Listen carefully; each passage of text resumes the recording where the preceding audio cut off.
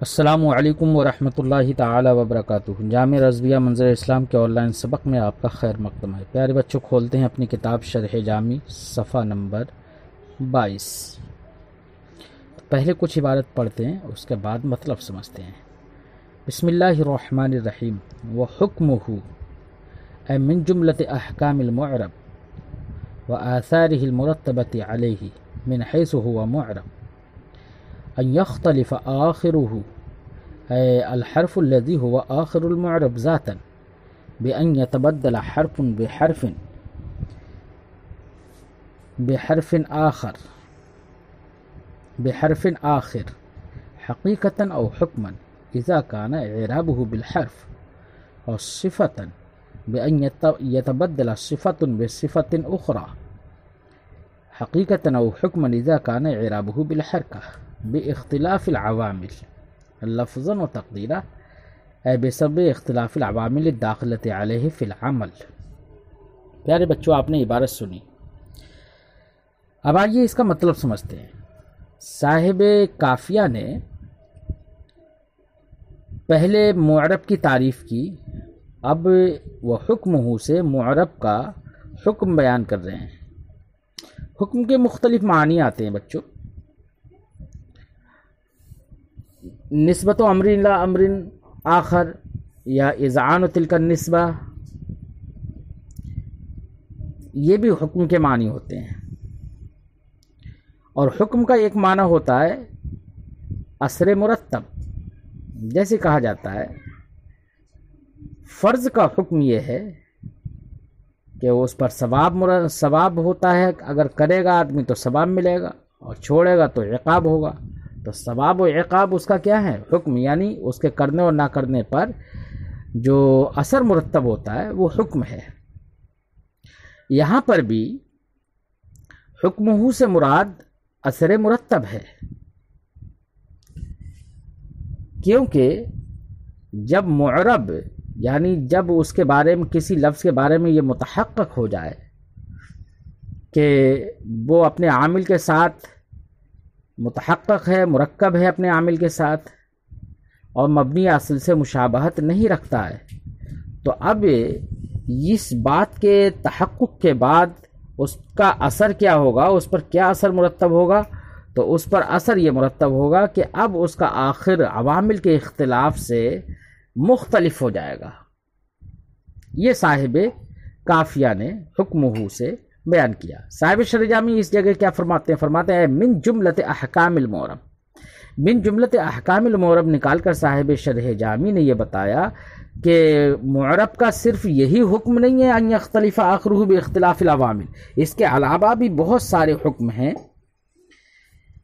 تو یہ حکم جو ہے یہاں پر دیگر احکام میں سے ایک حکم ہے، تو اب ایسی صورت میں حکمہ میں جو اضافت ہے وہ اضافت استغراق کے لیے نہیں ہو سکتی، بلکہ استغراق جن سے غیر معین کے لیے ہے یہاں پر۔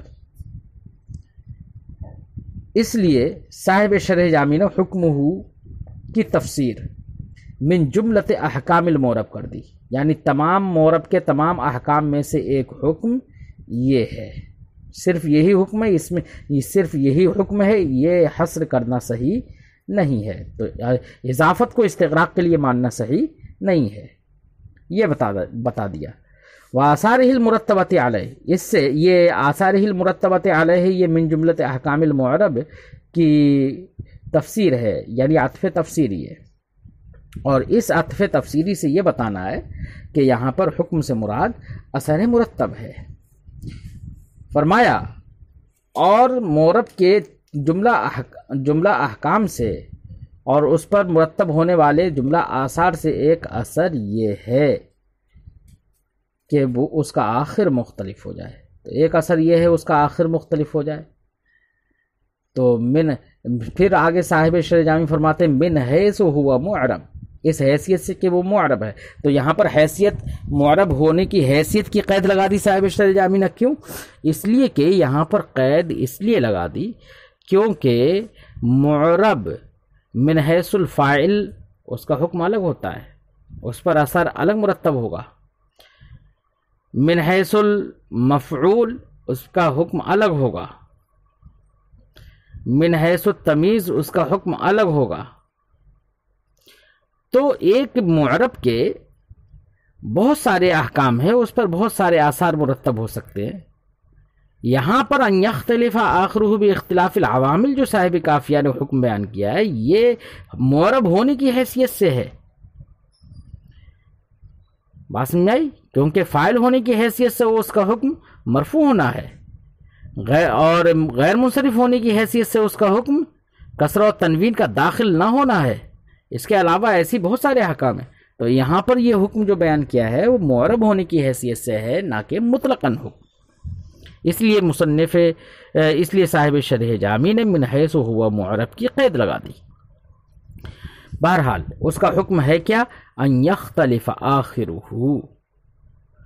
کہ معرب کا آخر مختلف ہو جائے، بے اختلاف العوامل، عوامل کے اختلاف سے معرب کا آخر مختلف ہو جائے۔ اب آخر کے اختلاف میں عموم ہے بچوں، کہ معرب کا آخر مختلف ہو، کبھی اختلاف ذاتاً ہوتا ہے اور کبھی اختلاف صفتاً ہوتا ہے۔ ذاتاً اختلاف ہونے کا مطلب یہ ہوتا ہے کہ معرب کا آخری حرف جو ہے وہ حرف سے بدل جائے۔ اگر حرف سے بدل جائے تو اختلاف ذاتاً کہلاتا ہے۔ یہ نام ہے، تسمیتاً یہ ذاتاً و وصف و صفتاً ہے، ورنہ تو آخر کے حرف کا بدلنا یہ تو ذاتاً کہا جا سکتا ہے، لیکن آخر کی حرکت کا بدلنا اسے صفتاً حقیقت کے لحاظ سے نہیں کہا جا سکتا۔ ہاں نام رکھ دیا ہے ذات کے مقابلے میں کہ وہ ذات نہیں ہے، بلکہ ذات پر آنے والی ایک عارض ہے، اس لیے اس کو صفتاً کہتے رہے ہیں۔ تو معرب کا آخر مختلف ہوتا ہے، کبھی ذاتاً کا مطلب کیا ہوا بچوں؟ یعنی حرف کی تبدیلی حرف سے ہو جائے، جیسے جاءنی ابو کا، رأیت ابا کا، مررت بابی کا۔ تو آخر میں دیکھو پہلے جاءنی میں واو ہے، جاءنی ابو کا، تو ابو کا حالت فاعل میں ہے، حالت رفعی میں ہے تو واو آ گیا، اور حالت نصبی میں ہے تو الف آ گیا، اور حالت جری میں یا آ گئی۔ تو حرف معرب کا جو آخر ہے وہ پہلے واو تھا، پھر وہ الف سے بدل گیا، پھر وہ الف یا سے بدل گئی۔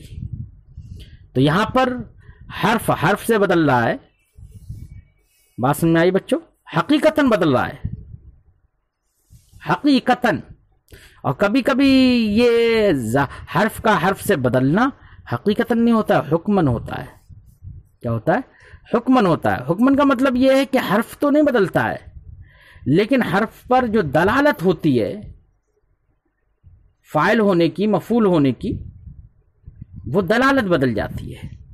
یعنی دال تو نہیں بدلتا، فاعلیت اور مفعولیت پر دلالت کرنے والا حرف جو ہوتا ہے وہ تو نہیں بدلتا، لیکن اس پر دلالت جو ہوتی ہے وہ بدل جاتی ہے۔ جیسے ابھی ہم نے مثال دی تھی جاء ابو کا، یہاں پر فاعلیت پر دلالت کرنے والا جو واو ہے، ابھی یہاں پر واو آیا، پھر ہم نے کہا رأیت ابا کا، تو یہاں پر فاعلیت پر دلالت کرنے والا واو سے بدل گیا، اب واو بدل گیا، واو ختم ہو گیا، بلکہ اب مفعولیت پر دلالت کرنے والا لفظ الف آ گیا۔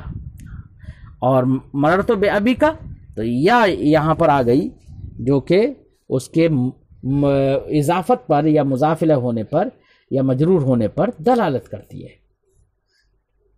بات سمجھ آئی بچوں؟ تو یہاں پر حقیقتاً حرف کی تبدیلی حرف سے ہو رہی ہے، اور کبھی حکمن ہوتی ہے، بین طور کے فاعلیت اور مفعولیت پر دلالت کرنے والا حرف تو نہ بدلے، لیکن فاعلیت اور مفعولیت پر جو دلالت ہوتی ہے وہ دلالت بدل جائے۔ مثال کے طور پر جیسے ہم نے کہا جاءنی رأیت المسلمین و مررت بمسلمین، تثنیہ میں، یا جمع میں ہم کہیں رأیت المسلمین مررت بالمسلمین، تو ان دونوں مثالوں میں حالت رأیت المسلمین حالت نصبی میں بھی یا ہے اور حالت جری میں بھی یا ہی رہی۔ تثنیہ میں کہیں تو مسلمین حالت نصبی میں بھی اور حالت جری میں بھی مسلمین رہے گا، اور جمع سالم میں کہیں تو مسلمین حالت جری میں بھی یا رہے گی اور حالت نصبی میں بھی یا مسلمینہ. تو دونوں صورتوں میں حرف کی تبدیلی تو نہیں ہوئی حقیقتاً، لیکن حکماً یہاں پر تبدیلی مانی جائے گی بہی طور کہ دلالت بدل گئی. کہ حالت نصبی میں تھا تو وہاں پر اسی یا کی دلالت اس کے مفعول ہونے پر تھی، اور جب حالت جزری میں ہو گیا تو اسی یا کی دلالت اس کے مجرور ہونے پر ہے. تو حقیقتاً اور حکماً کا مطلب سمجھ میں آگے بچوں. بالکل اسی طریقے سے کبھی کبھی مورب کا آخر مختلف ہوتا ہے صفتاً. صفتاً کا مطلب یعنی آخر کا حرف نہیں بدلتا ہے بلکہ حرکت بدلتی ہے اگر اعراب بالحرکت ہو. اور ابھی تک جو ہم نے گفتگو کی تھی کہ حرف بدل رہا تھا وہ اس صورت میں ہے جبکہ اعراب بالحرف ہو. اعراب بالحرکت ہو تو حرکت بدلتی ہے، جیسے ہم نے کہا جاءنی زید رأیت زیدا مررت بزید. حقیقتاً یہاں پر تبدیلی ہے. اور کبھی کبھی آخر میں حرکت بدلتی ہے لیکن حقیقتاً نہیں، حکماً بدلتی ہے، یعنی وہی دلالت بدل جاتی ہے، حرکت تو نہیں بدلتی ہے. یعنی فاعلیت و مفعولیت پر دلالت کرنے والی جو حرکت ہوتی ہے وہ حرکت نہیں بدلتی ہے، لیکن وہاں پر دال نہیں بدلتا ہے لیکن دلالت بدل جاتی ہے. جیسے جاءنی احمد رأیت احمد مررت باحمد. تو رأیت احمد میں احمد یہ اس پر بھی فتح ہے، اس پر بھی زبر آیا ہے، اور مررت باحمد میں بھی زبر ہے. دونوں صورتوں میں نصبی اور جری دونوں صورتوں میں نصب ہی آیا، حرکت نہیں بدلی حقیقتاً لیکن حکماً بدل گئی. کیوں؟ حالت نصبی میں اسی زبر کی دلالت جو ہے، اسی نصب کی جو دلالت ہے وہ کس بات پر ہے؟ اس کے مفعول ہونے پر. اور حالت جری میں اس کی جو دلالت ہے اسی نصب کی، اسی فتحہ کی، وہ ہے اس کے مجرور ہونے پر. تو حقیقتاً حرکت تو نہیں بدلی لیکن حکماً حرکت بدل گئی. بات سمجھ آئی بچوں؟ اسی کو صاحب شرح جامی فرماتے ہیں ان یختلف آخرہ. ہاں ضمیر کا مرجع کیا ہے؟ اے الحرف المعرب، اے الحرف الذی هو آخر المعرب. یعنی مورب وہ حرف بدل جائے. مورب کا آخر کا مطلب یعنی مورب کا وہ حرف جو کہ مورب کے آخر میں ہے وہ حرف بدل جائے. تو اس سے تغیر کو کہیں گے ذاتاً تغیر. بأن يتبدل حرف بحرف، بہی طور کے حرف سے بدل جائے، دوسرے حرف سے بدل جائے، حقیقتاً بدل جائے. جیسے کہ ہم نے مثال دی جاء ابوک رأیت اباک مررت بابیک، یا حکماً بدل جائے جیسے رأیت المسلمین مررت بالمسلمین اور رأیت المسلمین مررت بالمسلمین. اذا کان اعرابہ بالحرف، یہ حرف کی تبدیلی حرف سے کب ہوگی؟ جبکہ اعراب بالحرف ہو. اور صفتاً یا مورب کا آخر بدل جائے صفتاً. صفتاً کب ہوگا؟ صفتاً کا مطلب کیا ہے؟ بأن يتبدل صفت بصفت اخرى، کہ ایک صفت دوسری صفت سے بدل جائے، یعنی ایک حرکت دوسری حرکت سے بدل جائے. اب وہ حقیقتاً بدلنا ہو جیسے جاء زید رأیت زیدا مررت بزید. حقیقتاً بدل رہا ہے کہ وہاں پر فاعلیت و مفعولیت پر دلالت کرنے والی جو حرکت ہے وہ خود حرکت ہی بدل جا رہی ہے. اور حکماً بدل جائے، یعنی دال تو نہ بدلے لیکن دلالت بدل جائے. جیسے رأیت احمد مررت باحمد. یہ کب ہوگا؟ اذا کان اعرابہ بالحرکہ، جبکہ مورب کا اعراب بالحرکت ہو. تو اب اس گفتگو سے بچوں یہ بھی سمجھ میں آیا کہ مورب کے آخر کا اختلاف ذاتاً بھی ہوتا ہے اور صفتاً بھی ہوتا ہے. ذاتاً کا کیا مطلب ہے، صفتاً کا کیا مطلب ہے، یہ بھی آپ نے سمجھا. ساتھ ہی میں آپ نے یہاں پر یہ بھی سمجھ لیا کہ اعراب کی دو قسمیں ہوتی ہیں، اعراب بالحرکت اور اعراب بالحرف. بات سمجھ میں آئی؟ ان یختلف آخرہ باختلاف العوامل، عوامل کے اختلاف سے مختلف ہو جائے. عوامل یہ عامل ان کی بھی جمع ہو سکتی ہے اور عاملۃ ان کی بھی جمع ہو سکتی ہے. بہرحال عوامل کے اختلاف سے یعنی جو اس لفظ کے اندر مؤثر ہے، جو اعراب کے اختلاف کا سبب ہے. تو مورب کے آخر کے اختلاف کا جو سبب ہے، سبب سے بھی مراد بچوں یہاں پر سبب بعید ہے، کیونکہ یہ متعین ہے کہ مورب کے آخر کے اختلاف کا سبب قریب تو خود اعراب ہے، اور جو عامل ہے وہ اس کا سبب بعید ہے. اس لیے یہاں پر جو صاحب شرح جامی فرماتے ہیں بے اختلاف العوامل میں کہ بعض سبب کے لیے ہے، تو نکال کے دکھایا اے بے سبب اختلاف العوامل، تو یہ جو سبب نکال کر دکھائے اس سبب سے بھی مراد سبب بعید ہے، یعنی ان عوامل کے اختلاف سے مورب کا آخر مختلف ہو جائے جو عوامل داخل ہوتے ہیں مورب پر، داخلت علیہ، جو مورب پر داخل ہوتے ہیں، عوامل کے اختلاف سے مورب کا آخر مختلف ہو جائے ہے، تو عوامل کا اختلاف سے صاحب شرح جامی فرماتے ہیں فی العمل، عوامل کا اختلاف کس میں ہونا چاہیے؟ عمل میں اختلاف ہونا چاہیے، تو یہاں پر اختلاف العوامل کو مقید کر دیا صاحب شرح جامی نے فی العمل کی قید سے، کہ ان عوامل کا اختلاف صرف عوامل کے اختلاف سے مورب کا آخر مختلف نہیں ہوگا، بلکہ عوامل کا اختلاف فی العمل ہونا چاہیے، یعنی عمل میں مختلف ہوں، الگ الگ ہوں۔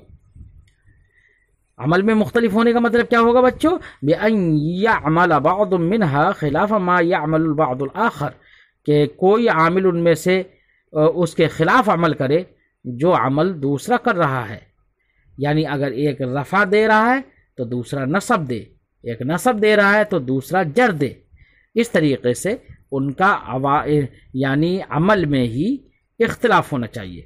اب آپ کہیں گے کہ یہ قید فی العمل کی قید صاحب شرح جامی نے لگا کیوں دی، جبکہ صاحب کافیہ نے تو صرف اتنا ہی کہا ان یختلف آخرہ باختلاف العوامل، صرف اتنا ہی کہا تھا، یہ قید کیوں لگائی؟ تو جواب یہ ہوگا بچوں کہ قید اس لیے لگائی کہ صاحب کافیہ کی عبارت پر فوراً اعتراض ہو جاتا، کوئی کہتا کہ جناب مورب کا آخر مختلف ہو عوامل کے اختلاف سے، تو عوامل کے اختلاف سے مورب کا آخر مختلف ہو جائے تو ہمیں یہ تسلیم نہیں ہے۔ کیوں؟ اس لیے کہ ایسا ہم آپ کو دکھا رہے ہیں کہ عوامل تو مختلف ہیں لیکن مورب کا آخر مختلف نہیں ہو رہا ہے۔ مثال کے طور پر ہم نے کہا ان زیدن مضروب، تو یہاں پر ان زیدن میں عامل کون ہے؟ ان ہے نا، حرف ہے، ان زیدن، اس نے نصب دے دیا زید کو، اور پھر ہم نے کہا انی ضربت زیدن، تو یہاں پر زیدن منصوب ہے اور اس میں عامل کون ہے؟ ضربت فعل، تو عامل مختلف ہو گیا، پہلے حرف عامل تھا اب عامل فعل ہو گیا۔ ہم نے کہا انی ضارب زیدن، میں زید کو مارنے والا ہوں، تو یہاں پر زیدن میں عامل کون ہے؟ ضارب، یہ یہاں پر اسم اس کے اندر عامل ہے۔ تو دیکھیے حرفیت، فعلیت اور اسمیت میں یہاں پر عوامل کا اختلاف تو ہوا، تو عوامل تو مختلف ہوئے لیکن مورب کا آخر مختلف نہیں ہوا۔ ان زیدن میں بھی زیدن منصوب تھا، انی ضربت زیدن میں بھی زیدن منصوب تھا، انی ضارب زیدن میں بھی زیدن منصوب ہے، تو عامل مختلف ہوا لیکن مورب کا آخر مختلف نہیں ہوا۔ تو اور صاحب شرح حالانکہ یہ مورب ہے زید، تو صاحب کافیہ نے یہ کہا کہ مورب کا آخر مختلف ہو جائے عوامل کے اختلاف سے، یہاں پر کہاں پر ہو؟ یہاں نہیں ہو پایا، عوامل بھی مختلف ہو رہے ہیں، اب مورب بھی ہے زید لیکن اس کا آخر مختلف نہیں ہو رہا ہے، ہر صورت میں وہ منصوب ہی رہ رہا ہے۔ یہ اعتراض ہو سکتا تھا، جواب صاحب شرح جامی نے دیا کہ عوامل کے اختلاف سے مراد ہے عمل میں اختلاف ہونا چاہیے، عوامل کا صرف اسمیت، فعلیت اور حرفیت میں اختلاف کافی نہیں ہے بلکہ عمل میں مختلف ہونا چاہیے۔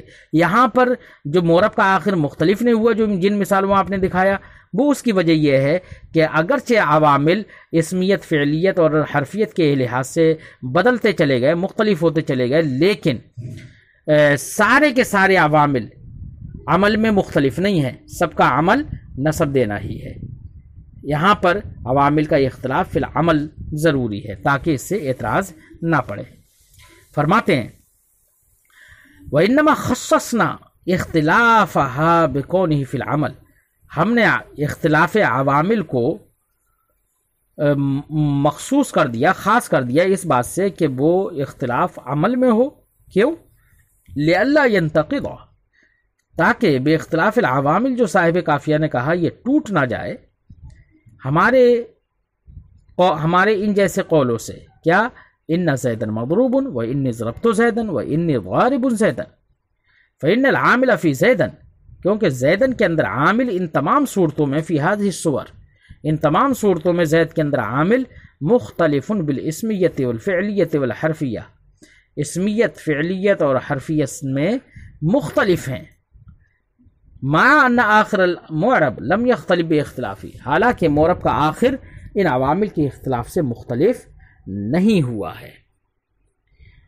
لفظاً او تقدیراً، یہ معرب کا آخر مختلف ہو عوامل کے اختلاف سے، تو معرب کا آخر مختلف ہو لفظاً او تقدیراً، یا لفظاً مختلف ہو یا تقدیراً مختلف ہو معرب کا آخر، تو یہ لفظاً اور تقدیراً کا نصب کس بنا پر ہے؟ تو صاحب شرح جامی فرماتے ہیں کہ لفظاً اور تقدیراً کا نصب دو طرح پر ہو سکتا ہے، بہی طور کہ یہ لفظاً اور تقدیراً یہ نصب ہوں، تمیز منصوب ہوں تمیز کی بنا پر۔ اچھا، تمیز کی بنا پر اگر منصوب ہوں گے تو نسبت سے تمیز واقع ہوگی یہ، اور نسبت سے تمیز واقع ہونے کا مطلب یہ ہے کہ یہ فاعل بنے، معنی فاعلیت ان کے اندر ہونا چاہیے۔ اگر معنی فاعلیت ہو تو معنی فاعلیت کو ظاہر کرنے کے لیے صاحب شرح جامی نے اس کی تفسیر ان لفظوں میں کی، فرماتے ہیں نصب علی التمیز، لفظاً اور تقدیراً یہ منصوب ہیں تمیز کی بنا پر۔ ایک وجہ تو یہ ہے تمیز کی بنا پر ہیں تو معنی فاعلیت ان کے اندر ہونا چاہیے، تو اسی معنی فاعلیت کو ظاہر کرنے کے لیے تفسیر کر دی یختلف لفظ آخری، تو لفظاً منصوب تو ہے لیکن معنی فاعلیت میں آ جائے، فاعلیت کا معنی اس کے اندر ہوگا، لہذا معنی ہوگا یختلف لفظ آخری، یعنی معرب کے آخر کا لفظ مختلف ہو جائے، تو دیکھو لفظ فاعل بن گیا نا۔ اور تقدیر و آخری ہی، یا معرب کے آخر کی تقدیر مختلف ہو جائے، یعنی یا تو صورت مختلف ہو جائے یا تقدیر مختلف ہو جائے۔ تو یہاں پر تمیز ہونے کی بنا پر منصوب ہونے کی وجہ بتا دی اور معنی فاعلیت کو ظاہر کر دیا، کیونکہ تمیز نسبت ہونے میں معنی فاعلیت کا ہونا ضروری ہے، وہی ظاہر کر دیا کہ دیکھیے یہ فاعل ہی بن جائے گا معنن۔ او علی المصدریہ، یا یہ کہ لفظاً اور تقدیراً یہ منصوب ہے مصدریت کی بنا پر، یعنی مفعول مطلق واقع ہو رہے ہیں۔ اب مفعول مطلق ہوں گے تو ان کا موصوف محذوف ہوگا۔ اصل عبارت کیا ہوگی بچوں؟ اصل عبارت ہوگی یختلف اختلاف لفظ اور تقدیر، یعنی معرب کا آخر مختلف ہو، لفظ کا اختلاف ہونا یا تقدیر کا اختلاف ہونا۔ تو اب اختلاف لفظی کیا ہوگا اور یہ اختلاف تقدیری کیا ہوگا؟ تو لفظی اختلاف یہاں پر تینوں حالتوں میں لفظاً تلفظ کے اعتبار سے اختلاف ہوتا چلا جائے، جیسے کہ لفظ مثال دے رہے ہیں کما فی قولک، والاختلاف لفظاً، اختلاف لفظاً جو ہوگا جیسے کہ تمہاری اس قول میں جاءنی زید ورأیت زیدا ومررت بزید، وتقدیرا، اور اختلاف تقدیری کما فی قولک، جیسے کہ تمہاری اس قول میں جاءنی فتن ورأیت فتن ومررت بفتن، تو تینوں حالتوں میں فتن ہی رہا، اس میں لفظاً تغیر نہیں ہوا، معرب کا آخر مختلف نہیں ہوا لفظاً، بلکہ تقدیراً ہوا، کہ تقدیراً اس طور سے کہ حالت رفعی میں جانی فتن جو ہے اس کی اصل ہوگی جانی فتیون، اور رائت حالت نسبی میں رائت فتین، اور حالت جزمی میں مررت بفتین۔ تو یہاں پر اصل یہ ہے، تو اصل کے اعتبار سے تو مختلف ہیں، لیکن یہاں پر چونکہ آخر میں تنوین ہے اور وہ بھی اس طور سے کہ اس میں کوئی تغیر نہیں ہوگا، وہ فتن کا فتن ہی رہے گا، تو یا چونکہ یہاں پر الف سے بدل گئی ہے، اور الف جب آخر میں ہو گیا تو اعراب تقدیری ہو گیا، کیونکہ آخر میں جو اعراب ہے وہ حرکت کو قبول ہی نہیں کرے گا کیونکہ وہ الف ہے، اس لیے اعراب تقدیری ہو گیا۔ فرماتے ہیں کما فی قولک، جیسے کہ تمہارے قول جانی فتن ورأیت فتن ومررت بفتن میں، فإن اصلہ فتیٌ وفتیًا وبفتیٍ، کیونکہ اس کی اصل حالت رفعی میں فتیٌ ہے، حالت نصبی میں فتیًا ہے، اور حالت جزمی میں بفتیٍ ہے۔ انقلبت الیاء الفا، یہاں پر یا الف سے بدل گئی ہے تو آخر میں الف ہو گیا، فصار الاعراب تقدیریا، تو اب اس کا اعراب تقدیری ہو گیا۔ بات سمجھ میں آئی بچوں؟ والاختلاف اللفظی والتقدیری اعم من ان یکون حقیقتا و حکما. ایسے ہی اختلاف لفظی، یہاں پر لفظاً اختلاف ہو یا تقدیراً اختلاف ہو، ان دونوں میں عموم ہے. اختلاف لفظی بھی عام ہے، اختلاف لفظی حقیقتاً بھی ہو سکتا ہے، اختلاف لفظی حکماً بھی ہو سکتا ہے. ایسے ہی اختلاف تقدیری بھی عام ہے، اختلاف تقدیری حقیقتاً بھی ہو سکتا ہے اور حکماً بھی ہو سکتا ہے. جیسے کہ ہم نے اس سے پہلے بھی بیان کیا تھا، صاحب شرح جامی وہی بیان فرماتے ہیں والاختلاف اللفظی والتقدیری اعم من ان یکون حقیقتاً اور حکماً. اختلاف لفظی اور تقدیری عام ہے اس سے کہ وہ حقیقتاً ہو یا حکماً ہو، یعنی لفظی کی بھی دو قسم ہو جائیں گی حقیقتاً اور حکماً، اور تقدیری کی بھی دو صورتیں ہو جائیں گی حقیقتاً اور حکماً. کما اشرنا الیہ، جیسے کہ ہم نے اس بات کی طرف اس سے پہلے ہی اشارہ کیا تھا. بچوں ہم نے بھی اس سے پہلے بیان کیا تھا، جہاں پر ذاتن اور صفتن کی گفتگو ہوئی تھی تو وہیں پر حقیقتاً اور حکماً کا لفظ آیا تھا.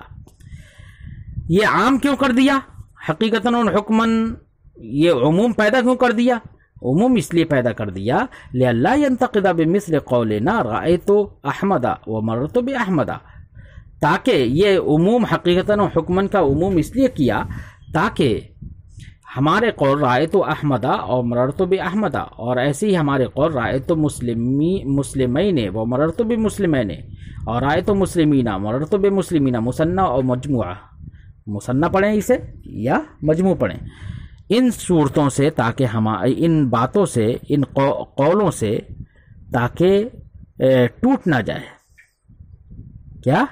تاکہ ٹوٹ نہ جائے. کیونکہ کوئی اعتراض ان کو لے کے کر سکتا تھا کہ بھئی آپ نے تو کہا کہ مورب کا آخر لفظاً مختلف ہو جائے یا تقدیراً مختلف ہو جائے. یہاں پر تو رأیت احمد اور مررت باحمدہ میں یہاں پر کہیں نہ لفظاً بدل رہا ہے نہ تقدیراً تو خیر ہے ہی نہیں، اعراب تقدیری ہے ہی نہیں، اور لفظاً اعراب ہے لیکن تغیر یہاں پر نہیں ہو رہا ہے. اختلاف لفظی حقیقتاً نہیں ہو رہا ہے. تو جواب دے دیا حکمن تو ہے، وہیں تو کہ دلالت بدل گئی. رأیت احمدہ و مررت باحمدہ میں تفصیل ہم بچوں اس سے پہلے کر چکے ہیں.